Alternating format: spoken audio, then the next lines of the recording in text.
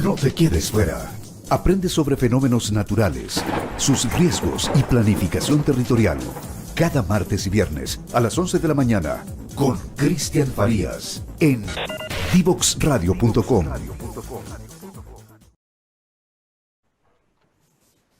Bien, ya estamos de regreso para conversar en esta oportunidad con una persona que conozco hace ya bastante tiempo.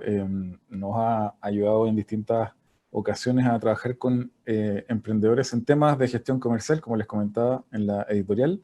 Bienvenido, Nicolás Elizárraga. Bueno, ¿qué tal? Muchas gracias, Ángel, por la invitación. Y nada, un lujo estar acá en este programa que escuché tantas veces y ahora me toca ser entrevistado. Así que gracias.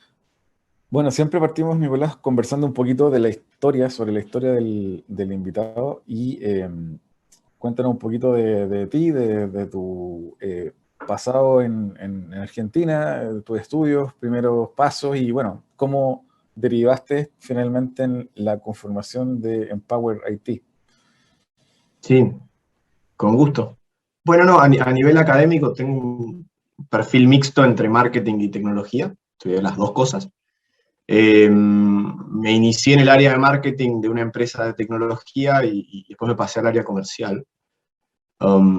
Y al momento que me estaban por echar, esta era una multinacional grande, empecé a buscar material. Fue una cosa, el surgimiento de Empower IT fue una cosa bastante fortuita porque partió de una necesidad mía, digamos. Las cosas no me salían, de hecho yo tenía una meta de 120 llamados diarios, tenía que vender servicios tecnológicos. Y la verdad que más allá de los lineamientos numéricos no tenía ninguna fuente de conocimiento. Había mucho lo que yo llamo gurú multirrubro, ¿no? que es como pensar que una misma metodología te puede servir para vender seguros de caución, tuercas, pero lo que yo vendía era distinto, era intangible, transformaba negocios, bueno, lo que uno ya sabe de la tecnología. Entonces, de ahí en más empezó una búsqueda, una investigación personal.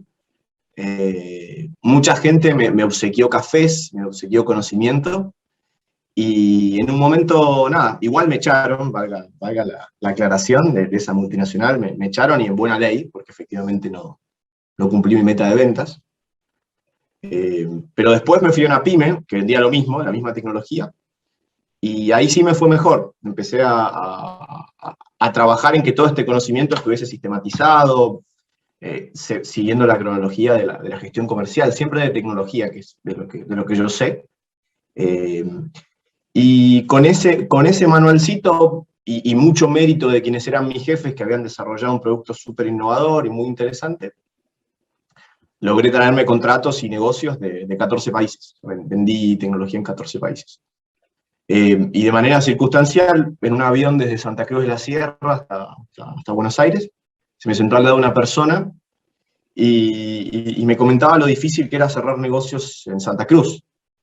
Y yo le dije que de mi caso no tenía un buen producto y las cosas se habían dado natural, pero que tenía algunas notas que le podía compartir. Y esta persona me dijo, mira, me encantaron tus notas, pues las vimos en el mismo avión. ¿Podrás venirte el jueves a la tarde a darnos una charla en relación a cómo se vende tecnología, cómo se internacionaliza una empresa de tecnología? Y bueno, y así partimos. Él de hecho lo llamó metodología, para mí eran notas.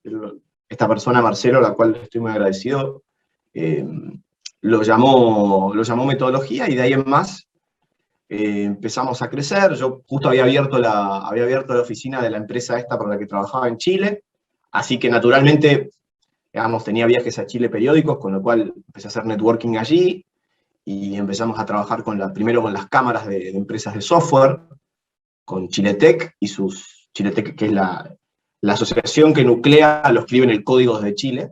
Es una asociación tipo gremial, superpower que tiene Chile, y después empezamos a escalar a Fedesoft, empecé a hacer crecer un poquito el equipo, que es Fedesoft es la Chiletec colombiana, después los bolivianos, los peruanos, acá en Argentina, que por alguna razón extraña empecé a crecer internacionalmente hasta que me pescaron en mi propio país, una cosa bastante loca, pero interesante también.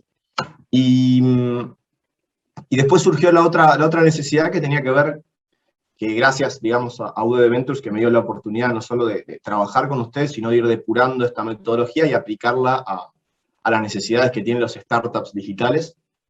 Tiene que ver con founders que yo siempre digo que tiran el centro y cabecean. Entonces no tienen tiempo para andar prospectando, mandando mails, necesitan un framework que esté comprobado, un modelo de trabajo estructurado, que sea sencillo de ejecutar, que no les tome mucho tiempo. Y de ahí en más, se empezó a escalar también en el nicho de startups o aceleradoras enfocadas, como yo siempre digo, UDB Ventures es mercadocéntrica. Nunca descuida el mercado, no es la innovación por sí misma, sino es transformar un indicador de negocio que resulte en una erogación, en un pago de parte de un cliente, y que el crecimiento esté traccionado customer funded, si se quiere, o pago por los clientes. Y de ahí en más surgieron dos maneras distintas de trabajar, digamos, con empresas tecnológicas y con startups, y el tema escaló a 8 países, somos un grupo pequeño de 3 personas, haciendo consultorías. Sobre todo, nosotros trabajamos 2 cosas muy particulares, las buenas prácticas, que es el hecho de cómo se debe vender, pero no desde el lado gurú experto, sino desde un humano con errores y falencias. No la típica, mira los ojos al cliente, siente su perfil y tú puedes, y motivation, no sé qué, sino cosas muy concretas de herramientas que me fueron revelando y que fui estudiando y que fueron funcionando. Y por otro lado, una vez definida esa buena práctica, que eso esté embebido en herramientas de automatización que según nuestros cálculos y mismo de las soluciones, porque representamos soluciones de terceros, incrementan la efectividad de la prospección en 8 veces. O sea, en definitiva, existe gran parte del proceso de ventas que se puede automatizar, dignificando el empleo, quitándole la parte monótona, y empezamos a trabajar esta modalidad hace ya 7 años, y la cosa ha ido bastante bien, la verdad que la cosa escaló y va muy bien. Oye, ahí Nico, preguntarte un poco para quienes nos escuchan y les interesa, o les interesó y les dejó de gustar el ámbito y el área de las ventas, o quienes se necesitan meter en el mundo de las ventas. Siempre lo hemos conversado en otras ocasiones, el mundo de la venta o el cargo o el rol del líder comercial es mal visto, en Chile al menos, como un trabajo de segunda clase. Nadie quiere vender. Como que eso lo haga alguien más, yo me dedico al producto o a facturar o a hacer el marketing o recursos humanos, etcétera, pero nadie se quiere meter en la venta, todos le hacen el kit a las ventas. ¿A qué crees tú que se debe eso? En realidad hay una falsa percepción de que hay poco espacio a cuestiones que hagan a un talento o a una manera de hacer las cosas. Si bien se difiere mucho el producto, qué tan flexible sea lo que uno venda, y no generalizar, pero existen determinadas ventas que apelan a la creatividad y las capacidades y permiten diseñar soluciones y son entretenidas. Por el contrario, sí existen, y creo que a producto de ese tipo de ventas es que se generaliza y se genera una percepción negativa, no solo en Chile, sino a nivel Latinoamérica, que son las ventas más de commodities o de productos de escasa diferenciación. Pero si el producto tiene capacidad de diferenciarse, la cosa fluye y el vendedor se divierte, y eso dignifica, porque no es solamente una tarea repetitiva, sino que tiene que ver con creatividad, con entendimiento, con empatía. Así que considero que el proyectar la parte monótona de las ventas en América Latina hace que haya una falsa percepción de que todas son así, cuando en realidad hay espacios, sobre todo en el área tecnológica o incluso de consultoría, que permiten dar pie a la creatividad, a la construcción de soluciones para un cliente, que es mucho más divertido que la toma de pedidos o escuchar llamadas telefónicas, ¿no?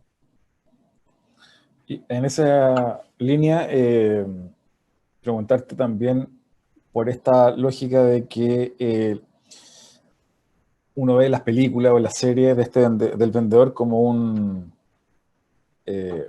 encantador de serpientes, un tipo que toca la flauta. ¿Cómo ha cambiado en tu percepción esa figura que tal vez por ello también está mal vista el rol o el trabajo del vendedor. ¿Cómo ha cambiado hoy respecto de lo que veíamos en esas series? Te lo pregunto en función de que en general la gente asocia al vendedor como el vendedor de seguro, de cremas, pero, o en su punto más complejo, tal vez alguien que vende software, pero hay un entendimiento del producto, hay un conocimiento técnico, hay una asesoría finalmente, y bueno, de eso vamos a hablar en el segundo bloque. El vendedor consultivo es un tipo que debiese ayudarte, se pone foco en el servicio antes de querer vender, enchufar un producto, facturar. Cuéntame cómo es ese cambio también en la percepción de la gente respecto de lo que hoy es un vendedor consultivo. Sí, en realidad hay que diferenciar dos tipos de comerciales, los que venden y ejecuta otro, y los que venden y tienen que ejecutar o estar cerca de la ejecución. A mí me pasó en la multinacional en la que trabajaba, yo vendía y le pasaba las cosas a la PMO, lo que vendía, y listo, ellos ejecutaban.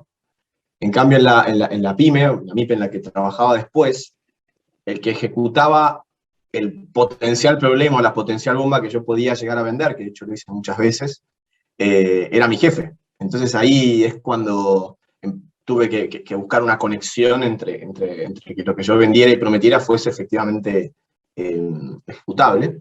Y en función de eso, lo mismo que le pasa a los emprendedores o a aquellos microempresarios tecnológicos que tienen que ejecutar o poner la cara así, oficiando las veces de vendedor y de coordinador de la ejecución. Si te digo, siempre hay una dicotomía, si es que el verdadero vendedor, acá te pregunto, vos te hago como la contrapartida.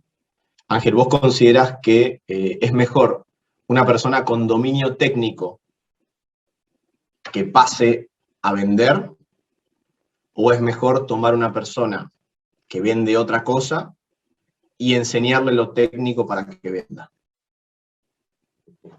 Probablemente el segundo.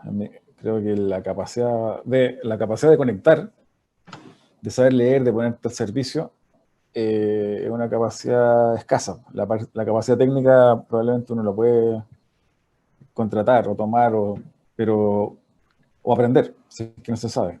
Pero la capacidad de poder conectar, empatizar, leer al cliente o al doliente y poder descubrir cómo abordar esa problemática, y si es que no tengo la solución, recomendarle con quién la tome. Ese ponerse al servicio finalmente, creo que es algo escaso, es una capacidad escasa. Sí, coincido. De hecho, nosotros una vez con una persona que hace reclutamiento más de perfiles tecnológicos armamos un pequeño protocolo de cómo seleccionar vendedores no técnicos, y es muy por ahí, es en tener la capacidad de descubrir, de escuchar. En definitiva, hay cosas que vienen, que se pueden pulir, pero que vienen implícitas. Yo recuerdo una vez que fui con la que es mi esposa y madre de mi pequeña hija, cuando estábamos ahí en pareja, iniciando, fuimos a un cumpleaños, y ahí yo conocí a quien hoy es un gran amigo, que es la pareja de la mejor amiga de mi esposa, se llama Martín, y yo estaba ahí, viste, todo tímido porque era nuevo en el grupo y no me podía integrar, y bueno, digamos, estaba como esperando que alguien, digamos, sea bueno y me hable o qué sé yo, y entonces surge esta charla con Martín, y yo me fui pensando después de hablar con Martín, qué bien me cayó Martín. O sea, Martín me escuchaba, Martín de alguna manera, yo le comenté que soy hincha de Tigre, que es, para que ustedes entiendan, es como ser, no sé, Huachipato, o de Rangers, o de, no sé, de algún club ahí pequeño, y el tipo, en lugar de decirme yo soy de Boca, porque Boca, me preguntaba por jugadores de Tigre, conectaba, yo sentía que él estaba conectado con lo que yo le contaba, y en lugar de estar esperando que yo respire para meter una pregunta, todas las preguntas que él hacía estaban alineadas con el concepto que yo quería redondear. ¿Sí? Esta persona tenía implícita esta capacidad, la tiene de hecho, de que por ahí se le ocurría algo muy interesante que decir mientras yo estaba hablando, pero se lo guardaba, lo dejaba para el final, todas las preguntas que hacía no me desviaban de mi eje, del conceptual que yo quería hacer. Porque eso, digamos, en el subconsciente, cuando un cliente, por ejemplo, a mí de hecho me pasó, y es un error que cometí una vez, estábamos cotizando un entrenamiento para unos comerciales en una empresa que era chilena y tenía oficinas en Colombia y Perú. Y yo, para tratar de diseñar una buena solución, le hago una pregunta a esta persona que nos pedía cotización y le digo, bueno, ustedes, ¿cómo está distribuida su fuerza comercial?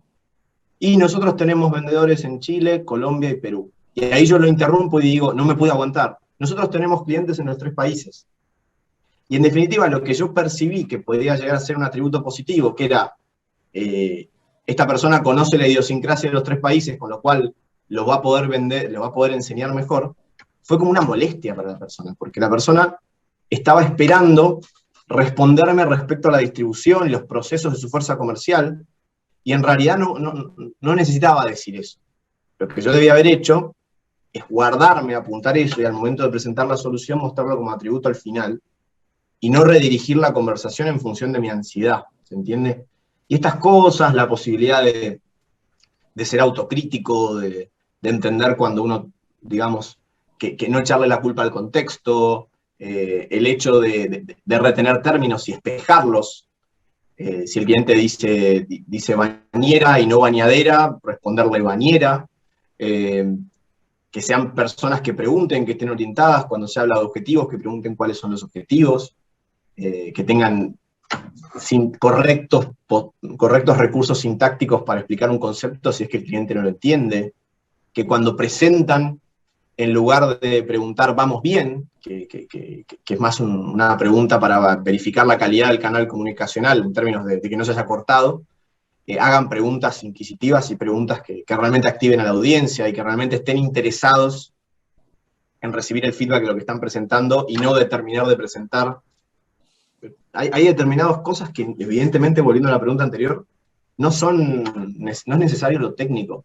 Para preguntar no hace falta un dominio técnico de lo que vendes demasiado alto. Así que creo que coincido con vos. Es más alguien con capacidades comerciales que pueda aprender la tecnología para iniciar la conversación con clientes y vender.